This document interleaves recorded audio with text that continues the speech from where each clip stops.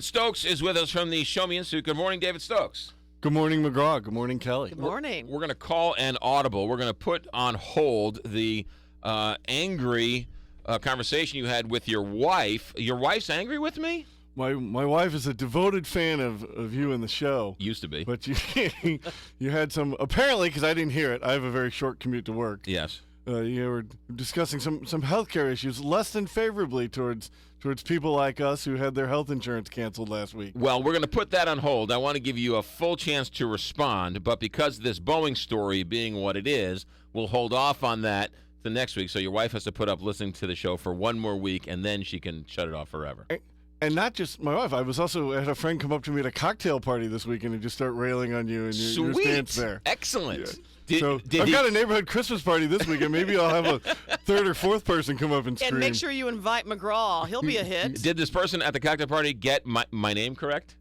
Oh, yeah. Yeah, good. That's all I care about. Joe Namath, baby. Let's talk about Boeing, because Boeing is looking for a plant for their new airliner, and Missouri's calling a one-day session. And if I know you, David Stokes, you should be against giving Boeing any type of incentives. Well, I am, and we're all sort of just learning about this proposal, and I'm going to be in Jefferson City today for another previously scheduled engagement, but I'll be there out there, so I'm looking forward to it. And it's the type of idea that the governor vetoed a tax cut for all Missouri businesses and all Missourians a few months ago. Right. But here he is basically admitting that taxes are too high in Missouri, otherwise Boeing would not need this tax credit. Right. It's just sort of politicians saying, we know how to direct the economy of the state. We know who deserves a tax cut and who doesn't. And I think that's a poor idea. This is so interesting, because I think you're 1,000% right in that analogy. A few months ago, they did away with it or vetoed a tax cut. Now they're going to give a tax cut to a company to bring jobs here. So what is it?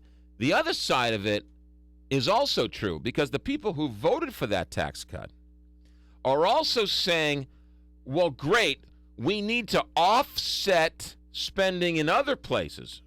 I thought tax cuts created money. So why do you have to offset spending in other places to make up for the spending cuts for this thing? See what I'm saying?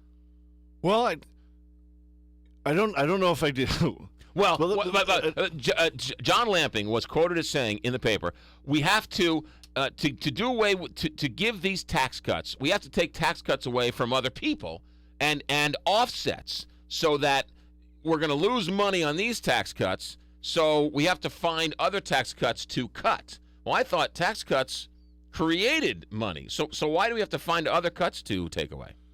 Because tax cuts on the whole for everybody do create jobs and do create additional spending. You're talking about the Laffer curve. And look, nobody's going to say that a reduction from 6% to 5%, we don't know where Missouri is exactly on the Laffer curve argument. Nobody ever does. It's sort of an idea more than an exact equation. When Reagan cut taxes from 70% down to 50% in the highest, that was an enormous tax cut those effects did happen, but there's no guarantee that would happen in Missouri in 2013, 2014. So with a state with a balanced budget amendment where you don't even have that time to let those long-term effects come into play, you've got to balance the budget next year.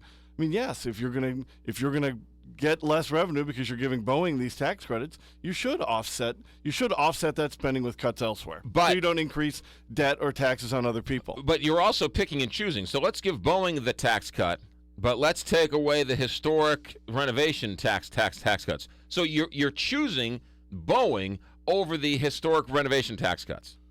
Right. I'd like to be choosing neither of them. Well, mostly. I understand that, right. but you're not the typical conservative point of view here, because the conservatives who are elected are all tripping over themselves trying to give Boeing a tax cut. I think it probably, as I understand it, and as I said, I'm going to learn a lot when I'm out there today. Right. It probably will pass today or tomorrow, as how quickly as this goes.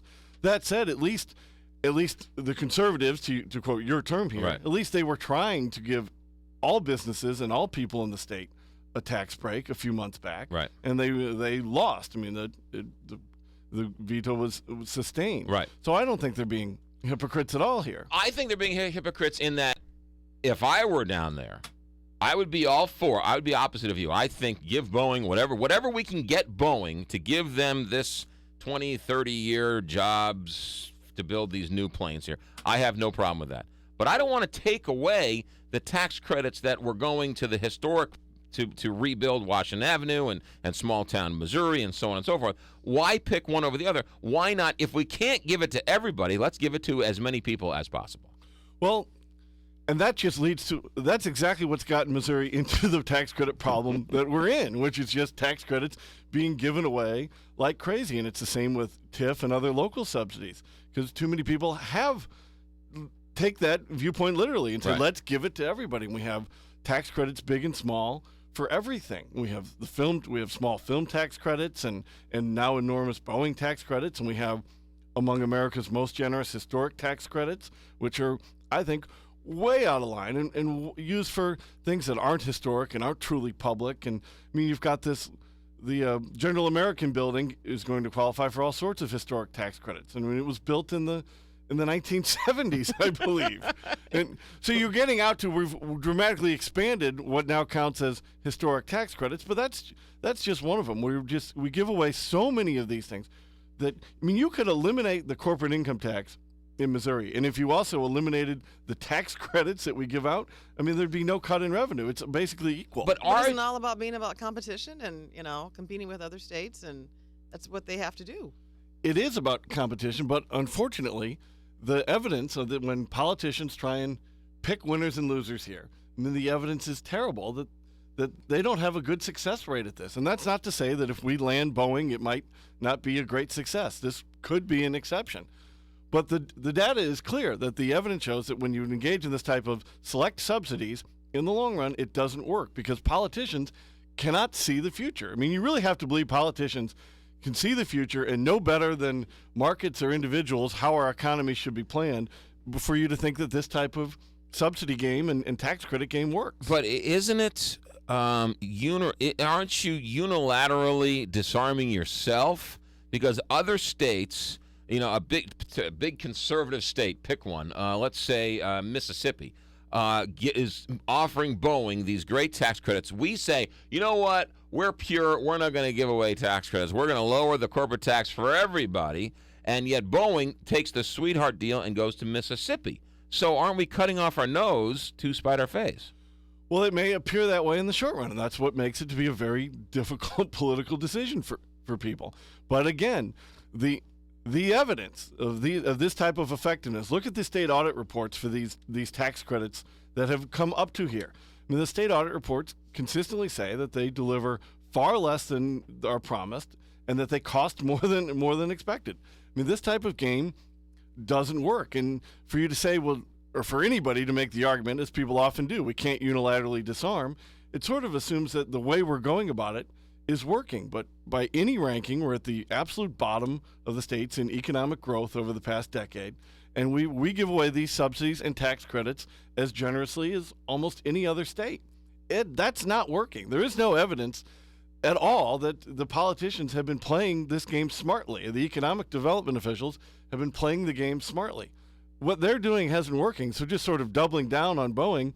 I'd love Boeing to come here, and I'd love to be proven wrong for this specific subsidy, but I doubt it. You're the only one, or the Show Me Institute, but you're the only one who was out there today saying, hey, wait a minute, we shouldn't give Boeing tax credits, right?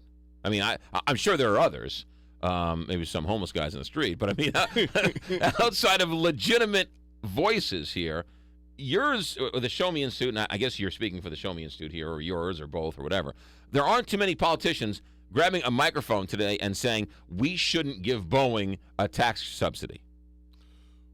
I mean, I can't find one. I don't. I mean, if they are, please call us.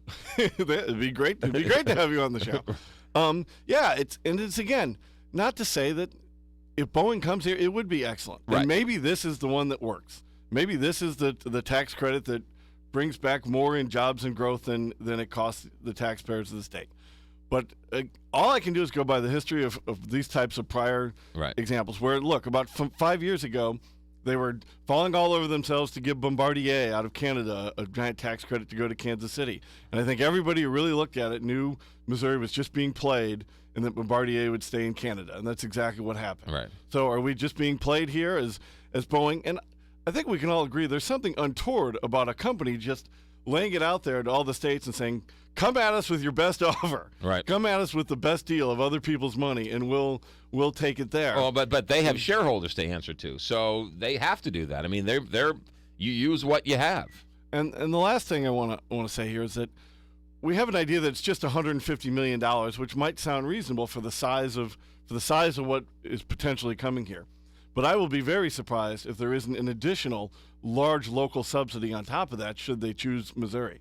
I would be surprised. You mean if they like a didn't Kansas City deal versus a St. Louis deal? Right, or, like come in and say, oh, now what are you going to give us for personal property tax abatements, Right. St. Louis County? I mean, I think it's very likely that something like that would be on top of this. And I'd love to be wrong. Don't get me wrong. I would love to see these jobs come here as much as anybody. David Stokes loves to be wrong. Well, we'll show how wrong he is next week when we talk about universal health care. How about that? David Stokes, it's an interesting argument, one that goes round and around. Can we read more and see more about it at the Show Me Institute? We have a lot of writings on tax credits and why this types of economic planning and government policy doesn't work for our state. And you can see all that at showmeinstitute.org. It's really interesting, and we should say this, that you are consistent, whether it's targeted tax cuts for anything is out. You're for across-the-board tax cuts. That's short Absolutely. and simple. I thought the tax cuts that were passed by the legislature several months ago were good for the state, and I hope we come back to that in the next legislative session. That's David Stokes, Show Me Institute policy analyst. David, have a good week. Talk to you next week, and tell your wife I still love her. Thanks, McGraw. You Thanks, got it. Kelly. Thanks. 8:50. Talk a little Mizzou football next on